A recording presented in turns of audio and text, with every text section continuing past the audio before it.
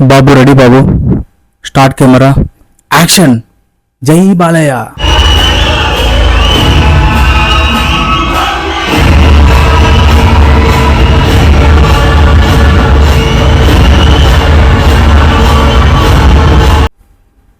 అఖండ తాండవం తాండవం అఖండ తాండవం. అఖండ తాండవం సినిమా చూసేసా భయ్య. ఇది బోయపాటి బాలయ్య కాంబోలో ఇది 4వ సినిమా. ఇది అఖండ 1 ఉంది కదా, దానికి సీక్వెల్ అఖండ తాండవం. స్టోరీ సైడ్ చూస్తే రొటీన్ అనిపిస్తుంది. కొన్ని చోట్ల మనకు Vinaya Vidheya Rama type of scenes కూడా గుర్తొస్తాయి. యాక్చువల్గా సినిమా స్టార్ట్ అయ్యాక 20 నిమిషాలకే మనకు పిక్చర్ మొత్తం అర్థమైపోతుంది. రివీల్ చేస్తే స్పాయిలర్స్ ఇచ్చిన వాడిని అవుతాను. ఇంకా రిమైనింగ్ సినిమా చూడడం అవసరమా అనిపిస్తుంది.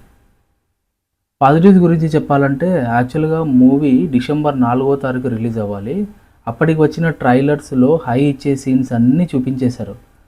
ఒకటి డైరెక్ట్ మూవీలో చూడాలని హైడ్ చేశారు.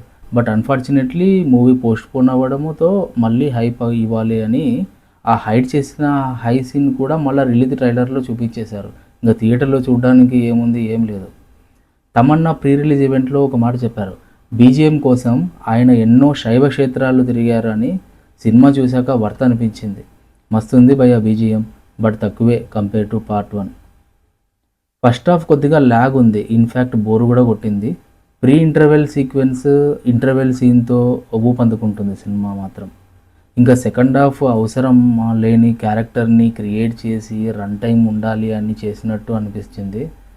ఒక సీన్ అయితే మాత్రం బాగా అనిపించింది భయ్య. విజి చంద్రశేఖర్ గారు అఖండకి తల్లిగా నటించారు. ఆమె చనిపోయే సీన్ ఉంటుంది, చనిపోయిన తర్వాత ఉంటుంది భయ్య. మంచిగా అనిపించింది. థియేటర్లో చూసి తెలుసుకోండి.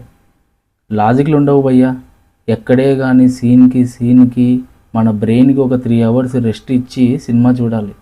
అంతేగాని లాజిక్లకు మాత్రం అస్సలు చూడకూడదు. చూడండి భయ్య, సినిమా బాలకృష్ణ ఫ్యాన్స్కి నచ్చుతుంది.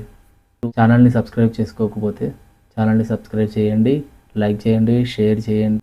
మీరు అఖండ 2 తాండవం సినిమా చూసారా? మీకు ఎలా అనిపించింది?